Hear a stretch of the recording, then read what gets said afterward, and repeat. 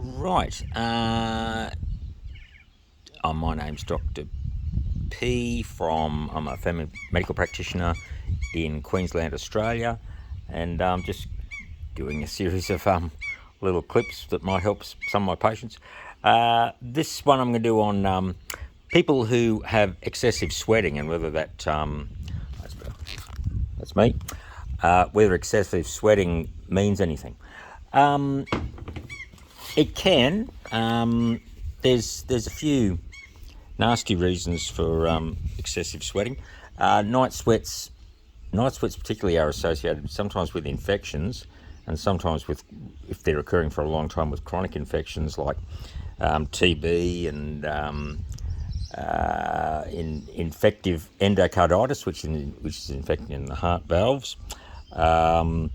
Associated with some of the cancers, particularly the Hodgkin's and non-Hodgkin's lymphomas, which are a type of, they're not leukemias, which are cancers which purely exist in the blood. They're a type of leukemia, but where the white cells are excessively growing in the lymph nodes. So they're called lymphomas. They're sort of quite commonly cause severe night sweats if you're getting night sweats. Osteomyelitis, which is an infection in the bone in children, they can just occur spontaneously. So if a kid's got a constant fever, that's also a possibility.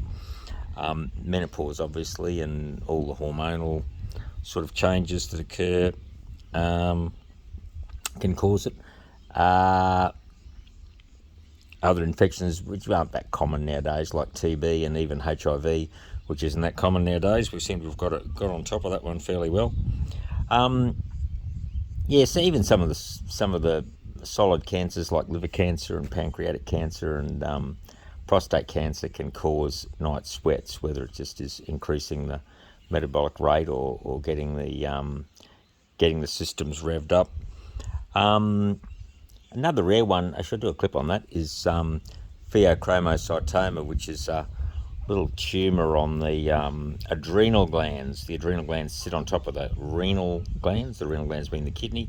So the adrenal sits on top of the kidney and they produce adrenaline, and excess adrenaline can cause night sweats, palpitations, heart racing, same sort of symptoms as thyroid. Not as common, but probably more serious if you got one of those, and you definitely end up seeing an endocrinologist if you got one of those. So that's just a quick brief insight into some of the possible medical causes of excessive sweating. Drugs as well. Some of the antidepressants cause it. Some of the older antidepressants like amitriptyline and the tricyclics, but even the newer ones, the serotonin uptake inhibitors, they can cause as well. You can get a thing called serotonin syndrome, but that's a topic for another day. Okay, we'll leave that there.